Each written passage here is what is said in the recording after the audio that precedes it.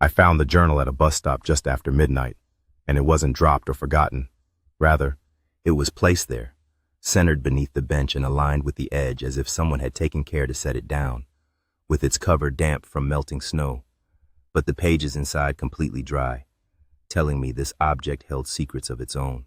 The first page was dated 3 years ago, filled with short and almost apologetic entries that captured missed meals, awkward conversations, and regrets so small they felt harmless, like the kind of moments people forget until they lie awake at night, replaying them alone in their minds.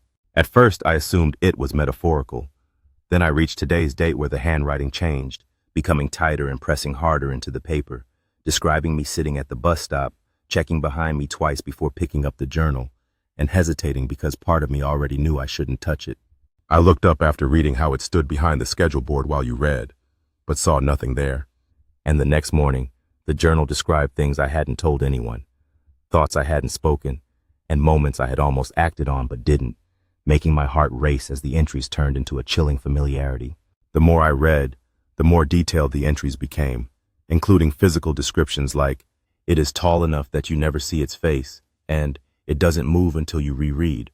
While I tried not reading, yet the journal wrote anyway, producing entries that described me avoiding mirrors and capturing the pressure behind my eyes when I felt watched. Eventually, the journal stopped using it and started using we, with entries declaring, "We stood closer this time," and "We don't like when you ignore us," transforming the ominous narrative into a collective presence that seemed to envelop me in its grip. I went back to the bus stop to get rid of it, but the bench was gone along with the schedule board, leaving only an empty patch of sidewalk under a flickering streetlight, perfect in its stillness. And there, the final page waited, blank and thick, pressed with invisible words, making me understand why it stays empty. The last entry isn't written, it's experienced.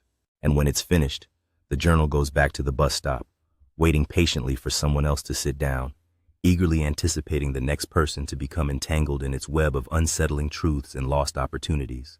As the next person takes a seat on the empty bench, completely unaware of the chilling legacy they are about to inherit, the journal lies open once more, its pages poised to capture the thoughts and fears of a new soul, forever continuing the cycle of unsettling revelations. The moment his fingers graze the pages, fresh handwriting begins to appear, documenting his every thought and feeling. He hesitates, sensing something is off, revealing that the journal has found its new vessel to unfold the unsettling narrative yet again. As he continues reading, the entries grow more frantic, detailing his actions and inner turmoil. He can feel it watching from the darkness,